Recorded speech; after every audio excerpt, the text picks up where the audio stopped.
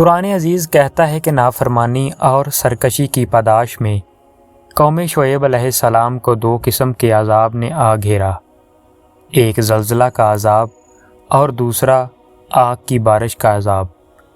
یعنی جب وہ اپنے گھروں میں آرام کر رہے تھے تو یک بیک ایک ہولناک زلزلہ آیا، اور ابھی یہ ہولناکی ختم نہ ہوئی تھی کہ اوپر سے آگ برسنے لگی، اور نتیجہ یہ نکلا کہ صبح کو دیکھنے والوں نے دیکھا کہ کل کے سرکش اور مغرور آج گھٹنوں کے بل اوندے جھلسے ہوئے پڑے ہیں۔ اللہ پاک قرآن مجید میں فرماتا ہے، پھر آ پکڑا ان کو زلزلے نے، پس صبح کو رہ گئے اپنے اپنے گھروں کے اندر اوندے پڑے۔ اور ہم نے قبیلہ مدین کی طرف اس کے بھائی شعیب کو بھیجا۔ اس نے کہا، اے میری قوم کے لوگو، اللہ کی بندگی کرو، اس کے سوا تمہارا کوئی معبود نہیں، اور ناپ تول میں کمی نہ کیا کرو۔ میں دیکھ رہا ہوں کہ تم خوشحال ہو، یعنی خدا نے تمہیں بہت کچھ دے رکھا ہے، پس کفران نعمت سے بچو۔ میں ڈرتا ہوں کہ تم پر عذاب کا ایک ایسا دن نہ آ جائے جو سب پر چھا جائے گا۔ اور اے میری قوم کے لوگو، ناپ تول انصاف کے ساتھ پوری کیا کرو، لوگوں کو ان کی چیزیں یعنی ان کے حق سے کم نہ دو، ملک میں فساد پھیلاتے نہ پھرو۔ اگر تم میرا کہا مانو تو جو کچھ اللہ کا دیا ہوا یعنی کاروبار میں بچ رہے، اسی میں تمہارے لیے بہتری ہے، اور دیکھو میرا کام تو صرف نصیحت کر دینا ہے، میں کچھ تم پر نگہبان نہیں کہ جبراں اپنی راہ چلا دوں۔ لوگوں نے کہا، اے شعیب، کیا تیری یہ نمازیں جو تو اپنے خدا کے لیے پڑھتا ہے تجھے یہ حکم دیتی ہیں کہ ہمیں آ کر کہے ان معبودوں کو چھوڑ دوں جنہیں ہمارے باپ دادا پوجتے رہے ہیں، یا یہ کہ ہمیں اختیار نہیں کہ اپنے مال میں جس طرح کا تصرف کرنا چاہیں کریں، بس تم ہی ایک نرم دل اور راست باز آدمی رہ گئے ہو۔ شعیب علیہ السلام نے کہا، اے میری قوم کے لوگو، کیا تم نے اس بات پر غور نہیں کیا کہ اگر میں اپنے پروردگار کی طرف سے ایک دلیل روشن رکھتا ہوں اور اس کے فضل و کرم کا یہ حال ہو کہ اچھی سے اچھی روزی عطا فرما رہا ہو، تو پھر بھی چپ رہوں اور تمہیں راہ حق کی طرف نہ بلاؤں؟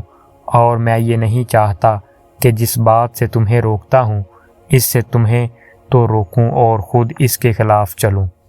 میں تمہیں جو کچھ کہتا ہوں اس پر عمل بھی کرتا ہوں، میں اس کے سوا کچھ نہیں جانتا کہ جہاں تک میرے بس میں ہے اصلاح حال کی کوشش کروں۔ میرا کام بنتا ہے تو اللہ ہی کی مدد سے بنتا ہے، میں نے اسی پر بھروسہ کیا اور اسی کی طرف رجوع ہوں۔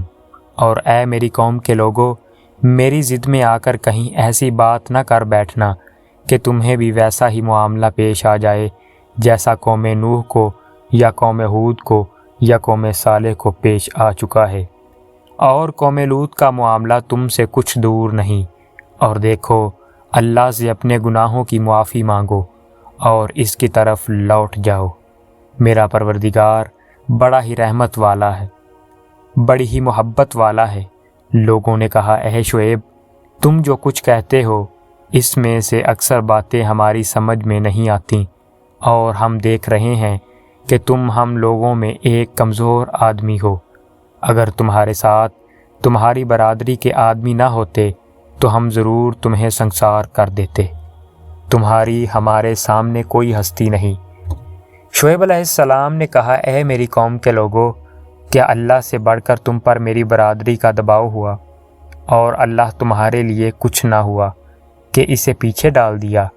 اچھا، جو تم کرتے ہو میرے پروردگار کے احاطہ علم سے باہر نہیں۔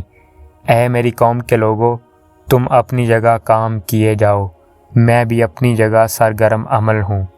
بہت جلد معلوم کر لوگے کہ کس بات پر عذاب آتا ہے جو اسے رسوا کرے گا اور کون فی الحقیقت جھوٹا ہے۔ انتظار کرو، میں بھی تمہارے ساتھ انتظار کرتا ہوں۔